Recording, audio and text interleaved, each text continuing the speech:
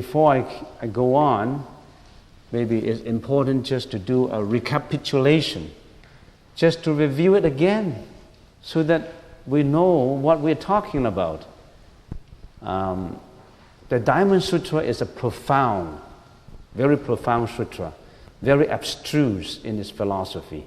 So it's important that every time when we finish a few chapters, we review it again. It seems to be very simple, but it shows us that when the Sangha members went for alms round begging for food, and why did they beg for food and not cooking their own food? We already explained that. And why do they go through all these routines of washing the bowls and sitting down and meditate and then ask the questions? It's all mindfulness. It's the mind. They're all very being mindful of all the actions. Now, almost every chapter gives us a lot of room for review, for thinking about why. Being mindful, because our eyes, all our senses, the six gunas, the six senses, our eyes, our nose, our ear, our tongue, nose, all the senses correspond to the few of the senses, the six gunas. These six gunas, when we interact with them, we create a lot of mental defilements. We create a consciousness. And if you're always mindful of it, out of this creation, out of these senses contacting the external objects, you won't create mental defilements in your mind. So you always have to be very mindful. And here in the first chapter, it seems simple, but then, they are very mindful. Are we mindful? It's because we're not mindful, we perform bad actions, bad deeds. So that's the first chapter. The second chapter, Subhuti asks a question. The question is like this: World Honor One, for those virtuous men and women trying to develop the supreme enlightenment mind, how should their minds abide? How should they control their thoughts? That's a very important question. The whole sutra revolves around these questions. Now, virtuous men and women, virtues, very important. These are the men and women who always follow and conform to the precepts, who are not doing bad deeds.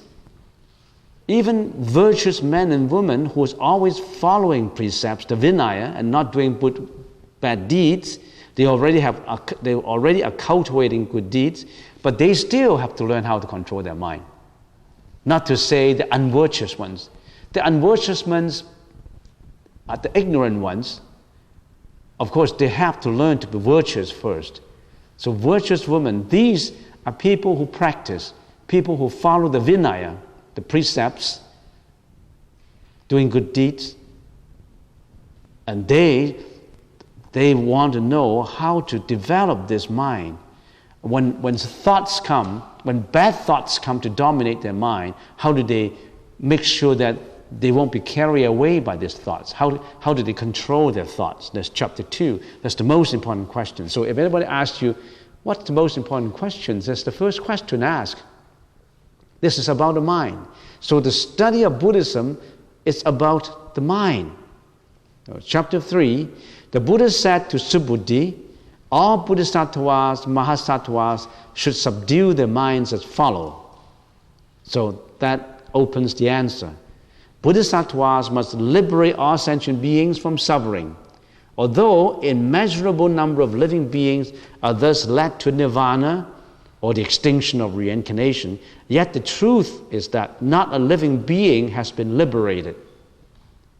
Now this sentence looks contradictory. How come you liberate, as a bodhisattva, you help, you be compassionate and liberate all sentient beings, but in your mind, you don't think that I am the liberator. You are being liberated. So you don't have that ego in you. Unconditional liberation. So, yet the truth is that not a living being has been liberated, because that in your mind, you don't have that ego. So you won't say, I am the Lord, I'm the controller, and you're the one being controlled. You're the follower, I'm the leader. If you do that, there's already an egoistic feeling. So That's the reason why that's the first part of the answer. And then, of course, why? Why is it like that? Why beings are liberated and not a single being is being liberated? If a bodhisattva still has the false notion of an ego, a personality, a being, a life, he is not a bodhisattva. Now that, you have to know this fallacious ones, wrong, it's wrong. The fourfold notion. The four things is ego, personality, beings, and life. Now, every one of these has a lot of deep meaning in each one of these. What is ego? Ego, to put it very simply, because I'm not going to explain it in detail again, it's just to remind you. Ego. I.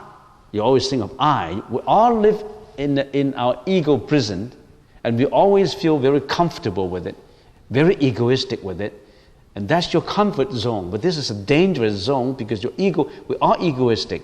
So the I, ego is the I, the subject, or the giver, or in the Buddhist term is the five skandhas.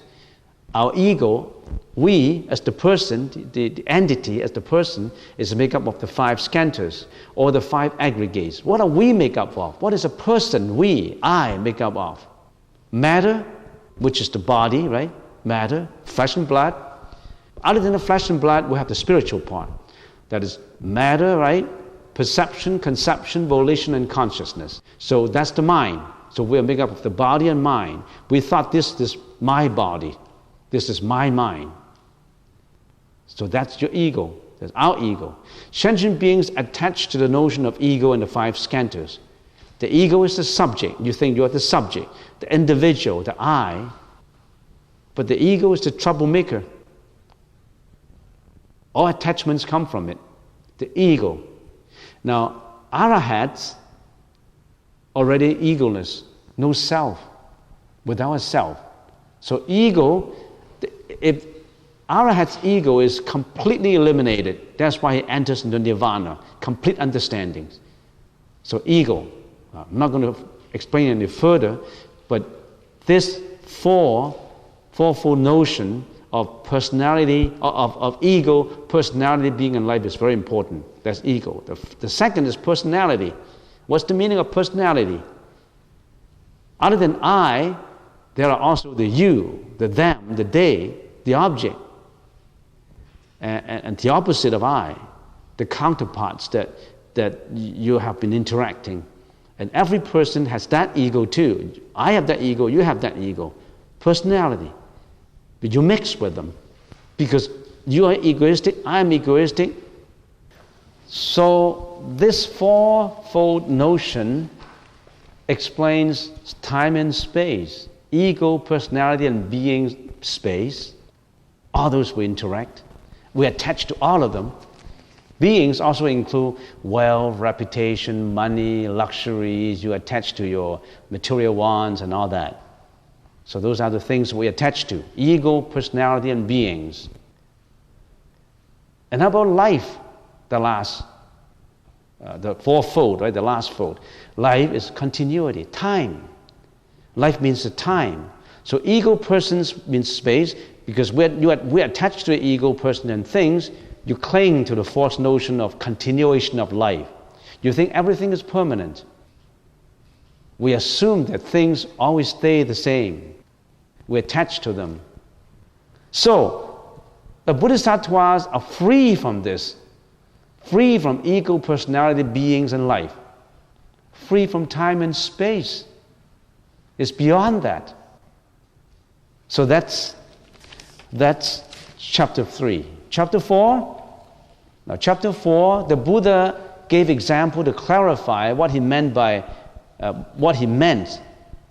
eliminating your ego, and he used the 6 prajna paramitas. Remember the 6 prajna paramitas of the practice that the bodhisattvas are always following: charity, morality, endurance, diligence, meditation, and prajna.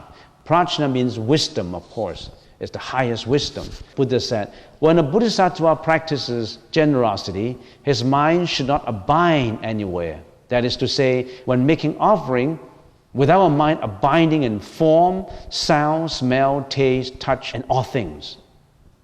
This is form, sound, smell, taste, touch, and inclusive all things, the 6 things. These are the 6 gunas, the 6 fields of the senses. We attach to all of them. When our eyes sees, for example, when a man sees a beautiful woman, or when a woman sees a handsome man, all of a sudden this eyesight would create that desire maybe in his or her mind. And because of this follow and volitional actions will follow. So eyes correspond to form, ears correspond to sound, taste, tongue, nose corresponds to smell, tongue corresponds to taste, and body corresponds to touch. But every part of the body corresponds to tactile objects. And of course, our mind would correspond and interact with all things. We also create our own images in our mind. So that's what we attach to. Our mind should not abide in these 6 fields of senses. For example, sound. Somebody criticizes you and yell at you and all that, you attach to it, then you get yourself abide in that criticism, and you get mad, you get jealous. So you don't, Bodhisattvas would not attach to the 6 gunas, Gunas, or the 6 fields of the senses. But it does not mean that they close their eyes and shut their ears. They still interact, but he won't attach. He won't discriminate. He frees himself from attachments, but he still corresponds, the senses still corresponds to the world. Now chapter 3 concerns about the liberator and the ones being liberated, or the giver, the recipient. Bodhisattvas should give liberation without the attachment to the notion of ego, personality, beings, and life. But chapter 4 deals with the gift, what is being given, and is there any attachment to what is being given? In here, the Buddha uses charity as an example out of the 6 paramitas, as it is easier to understand and it is the foremost and the easiest to practice. This is also to avoid the verbosity of repeating every paramita. This is aimed at simplicity. So the Buddha warns against attachment to 3 things: the giver, the beneficiary, and the act of giving. So when you give, you don't attach to say, I give. I am doing good merits. You are the one who benefit from it. And this is the gift I give. So you are attached to all this in the process of giving.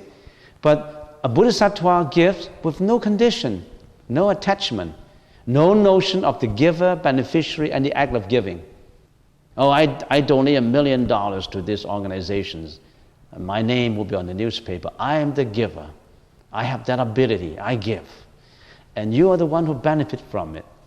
So all this is egoistic. This is conditional giving. The Bodhisattvas aims at unconditional giving. Emptiness, sunyata. There's a very high level of giving. Giving without looking for repayment. Okay, so by not attaching to the above 3 notions, Bodhisattvas do not see the self that gives, nor do they see the other that receives, nor do they see any object given. Do you see the point? None of these. Emptiness. And you remember when we chant the Heart Sutras, how do we chant it? What's that line? Therefore, in emptiness, there's no form. In the Heart Sutra. Therefore, in emptiness, there's no form, nor perception, nor conception, nor volition, nor consciousness. No eye, ear, nose, tongue, body, or mind, because there's no attachment. No form, no sound, no smell, no touch, no taste, no object of mind. No realm of the eyes up to no realm of consciousness, because there is nothing to be obtained. There's no object to be obtained. There's no object to be attached to. A Bodhisattva should practice generosity without a mind abiding in false notions. Why? When a Bodhisattva's mind does not abide in forms during practicing charity, his merit will be inconceivable, immeasurable. That means if you do not attach, the merits will be much greater. But it does not mean that, oh, I don't attach, then my merits will be greater. Then you still attach to that notion. Okay, chapter 5 now. Subhuti, what do you think? Can the Tathagata be seen by means of his bodily form? Tathagata means the Buddha. This is the Sanskrit word. Can the Buddha be seen by means of his bodily form? If we see the Buddha in his form, we do not see the real Buddha. Because how can you see the formness from the form? If we're attached to form, we have built up in our mind the fallacious fourfold notion of ego, personality, beings, and lifespan and life. Because we don't attach to form. If you say, this is the Buddha, and oh, the Buddha is beautiful, the Buddha is gracious. Yes, of course it is, but you don't attach to form. And the Buddha said to Subhuti, everything with form is unreal. If all forms are seen as unreal, the Buddha will be perceived. This body that I have is unreal. It exists now, but it's not going to exist forever. It exists only for 100 years. It is, to a certain extent, out of my control. I cannot control it. If it gets sick, I cannot tell it to be, hey, don't get sick. No. If it's not functioning, then it's not functioning. I try to be as healthy as possible. I can't control its life. My body is not under my control, although I'm improving it. I'm trying to keep it as best as I can. But nothing is real. Everything is together because of all these causes put together. Why do we come to this world? All these causes put together that make us come to this world. Is it God that make you come to this world? No, it's you yourself. You build up those causes for being human, you come to the human realm. You create your own karma. So the Buddha wants Subhuti to look beyond his physical and spiritual body, which is free from all attributes, including the attributes of emptiness. Even emptiness, you have to empty it out. So that's what the Heart Sutra says. Form is no other than emptiness, and emptiness is no other than form. Form is emptiness, and emptiness is form. Sensation, perception, conceptualization, volitions, and consciousness are also like this. So, we go on to chapter 6. The Venerable Subhuti said to the Buddha, well-honored one, will there be living beings who, when they hear this teaching, have real faith and confidence in them? So here Subhuti was so thoughtful that he worried that for the later generations of followers, then they may not be people who believe in such Dharma. It is very subtle and abstruse. How can they possibly grasp the profound meaning that proclaims that all things are empty? How can they believe that only by perceiving emptiness of all things that they can realize their real nature? Such a teaching may be too difficult to accept, much less trying to understand it. But the Buddha replied and said, do not speak like this. Within 500 years after the Buddha has passed away, there will be those people who will observe the rules of morality and perform good deeds. These people will be able to develop faith and confidence. And who are these people? These are the Bodhisattvas. These are the people who practices the four paths of the Theravada. The Sotapanna, the Sakadagami, and Anagami, and Arahats. So, in Buddhism, there are two parts. One part is the conceivable part, and the other part is the inconceivable part. The conceivable part of it is we read all the sutras, we listen to lectures, conceivable. We can conceptualize it, we can think about it. We conceptualize that, oh, this is right, this is very logical, and this is what I should do. You can conceptualize it because there's words. There's conceptualization in your mind, but there's another part that is inconceivable, beyond conceptualizations, beyond human conceptualizations. There are Bodhisattvas in the world ready to help us. Are you ready? You can see them, but it does not mean that they do not exist. Because they are like us who were here before, but they attain enlightenment and they vow to come back to help. And it's because of our own karma that we cannot see them, We cannot feel that we're in touch with them. But if you're always chanting the names, or the sutra, or the mantra, you are in communion with them. That's the inconceivable part. In other words, we have to tune in the frequency of their universal grand radio station.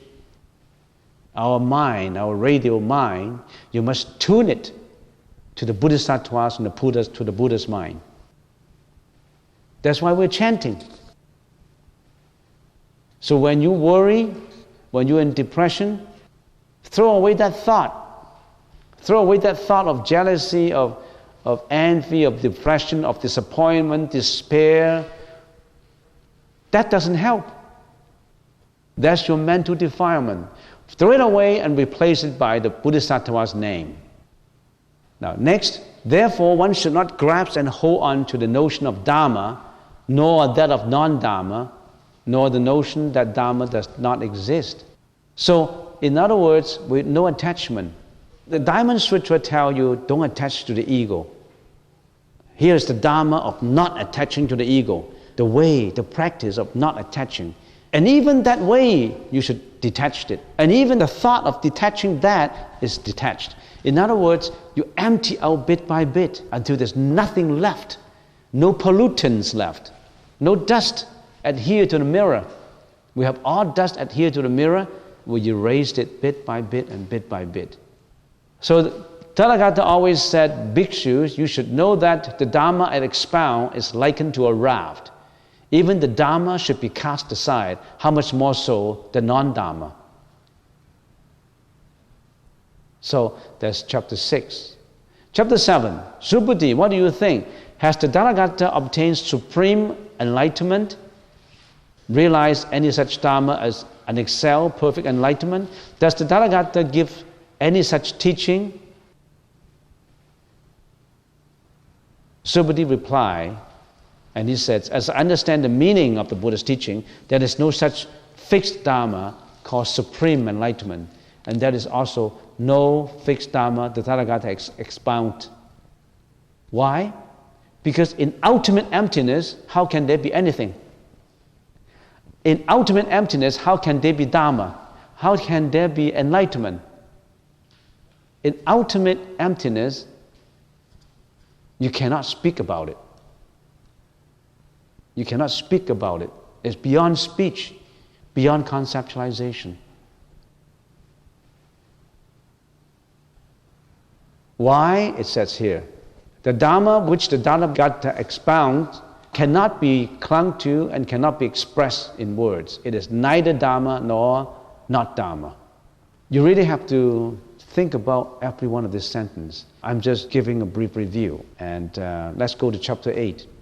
Section 7 emphasizes on realizing nothing and teach nothing. Will this kind of thinking lapse into emptiness again?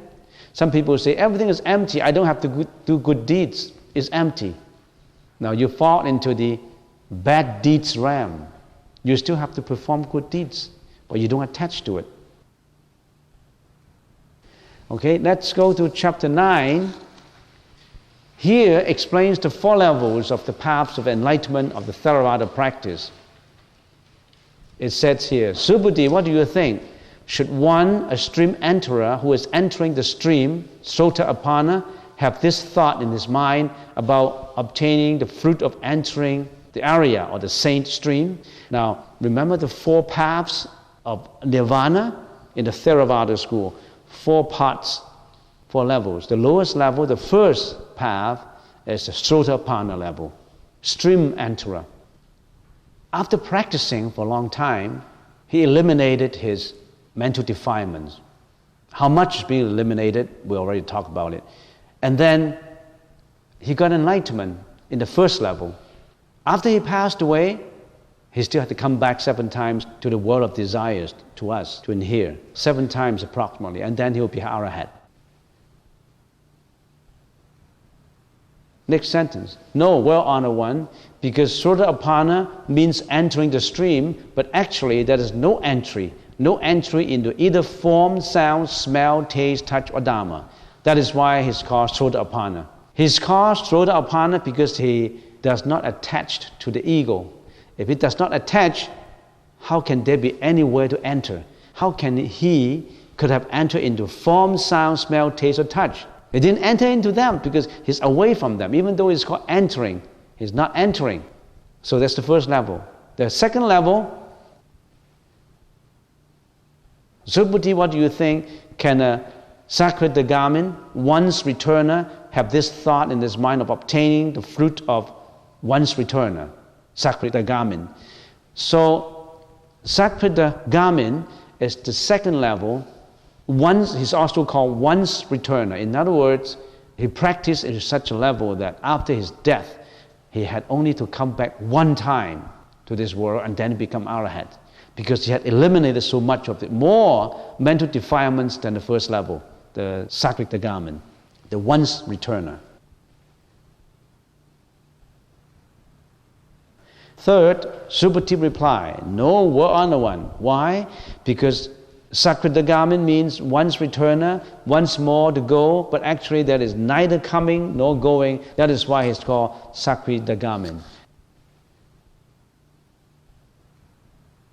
And Subhuti, what do you think? Can the Anagami have the thought about whether or not he can obtain the fruit of Anagami? That's the third level. The third level is Anagami means not returning. So it says in the next line, Subhuti replied, no, we're on the one. Why? Because Anagami means no returner.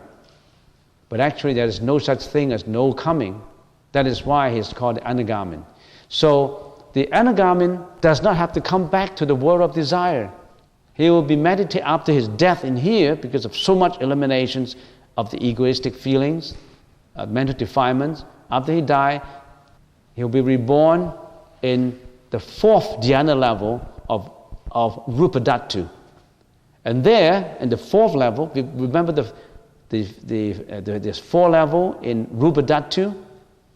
The first dhyana, second, third, fourth. When he passed away, he will be reborn there. He does not come back to the world of desires. He will be practicing in there, and then he'll become the arahants. So these are the four levels. You really have to understand how these four levels work in detail. So you can check that up, and how every one of this level, practitioner, and every one of this path attained enlightenment. Okay, to chapter 10, Subhuti. This is why all bodhisattvas and mahasattvas should thus develop pure, clean mind and should not abide in form, sound, smell, taste, touch, and Dharma. They should develop a mind which does not abide in anything.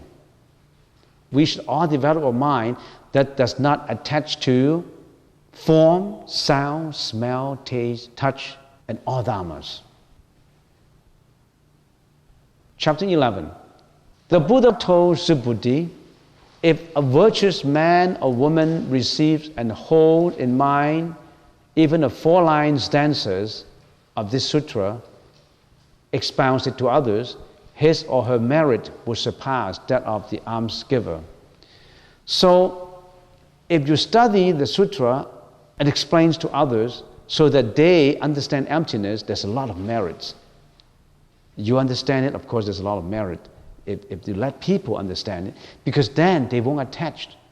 Then they know they have to eliminate the ego, personality, beings, and life. So here in chapter 11, the Buddha reminds us that we should tell others what it means.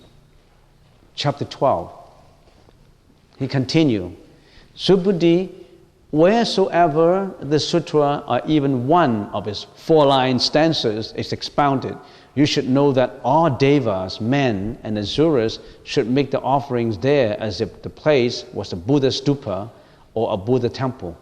So wherever the Diamond Sutra is, there's the Buddha, because that's the sutra of enlightenment. How much more so if someone is able to receive whole in his mind, read and recite the whole sutra. So if you really understand the profound meaning of the sutra, you'll be getting to enlightenment. Right now we're just trying to analyze the superficial meaning from the words.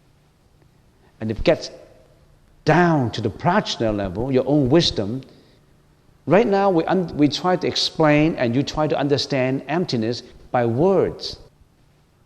But words have a lot of limitation. Words can't explain everything. You really have to use your wisdom to understand emptiness. You have to know why form is unreal. Everything that has form is unreal. Everything that produces sound is unreal. That produces smell, taste, that produces a mind that you're attached to is unreal. Why is it unreal? Because it's empty. What's the definition of emptiness? Does it mean there's nothing? There's something in here, I just treat it as nothing? No. Emptiness has definition we talked about before. First of all, it's impermanence. Second, causality. All causes put together, then that thing's come true. That thing is created. It's producing, it's arising. But when all the causes disappeared, no more causes to make it come true, make it happen, make it come to pass, then it's dissolved. Everything is like this. It's form on causality. It does not have its real nature. It does not have its own control. And right now we're only analyzing from the words, from the superficial meaning. If you continue to do your meditation, your wisdom level is increasing, then you have a true understanding of emptiness, a deeper understanding of emptiness, not just from the words. Subhuti, you should know that such a person will achieve the highest and rarest Dharma. Wheresoever this sutra may be found, the Buddha and his respected disciples will be there also. So, chapter 13. Subhuti then asked the Buddha, World Honored One, what name should be given to this sutra and how should we receive and hold it in mind? Next paragraph. The Buddha told Subhuti, this sutra should be called the Diamond Prajna Paramitta. You should receive and hold it under that name. In the Sanskrit language, it is also called the Vajra Chatika Prajna Paramitta Sutra. Diamond is Vajra Chatika. Third paragraph. Why, Subhuti? The Prajna Paramitta as expounded by the Buddha is not Prajna Paramitta, but is merely so called. So it says the Prajna Paramitta as expounded by the Buddha is not the real Prajna Paramitta. It's only merely so called. It's just the means of it. Next. Subhuti, what do you think? Does the Tathagata expound the Dharma? Subhuti said, Well Honored One, the Tathagata does not expound anything. Subhuti, what do you think? Are there many particles or dust in the universe? Now, why does Subhuti said the Tathagata does not expound anything? Well, he explains something. How come it does not expound anything? Because what is being expounded is based on causality. It comes together based on causality. Subhuti replied, Many, Well Honored One. Subhuti the Tathagata says these particles of dust are not real, but are merely called the particle of dust. The Tathagata says the universe is not real, but it is merely called the universe. Why is it not real? I already explained it to you. It's causality. It's not real. Not real does not mean it does not exist. It exists on causality. Subhuti, what do you think? Can the Tathagata be perceived by means of his 32 physical characteristics? No, Well Honored One. The Tathagata cannot be perceived by them. Why? Because the Tathagata says they are not real, but are merely called the 32 physical characteristics. The Buddha's Nirmanakaya, the body of transformation, has 32 meritorious features and 80 minor characteristics. But these are unreal too, because they form on causality because of enlightenment, because of the merits accrue. They're not real. Don't attach them to as real. So you don't perceive the Buddha as if that's the Buddha. Yes, those are the meritorious features, but they are on causality. They form on causality only. Don't attach to them. Next paragraph. Subhuti, if on the other hand, a virtuous man or woman in giving alms sacrifices as many lives as there are sand grains in the Ganges, and on the other hand, someone receives and holds in mind even the 4-line stanzas of this sutra and expounds it to others, the merit of the latter will be greater. That means explaining the meaning of this so that people do not attach, so that people become not egoistic, getting onto the path of enlightenment. The merits so obtained will be much more than giving out treasures as many as the sands of the Ganges River. So, I finished the 13 brief review, and in chapter 9, we have the 4 concepts of the 4 paths of the Theravada practice. And in the first path, the lowest level, it's the Sotapanna level. And then there is the Sakritagamin, and that is the Anagamin, and that is the Arahats.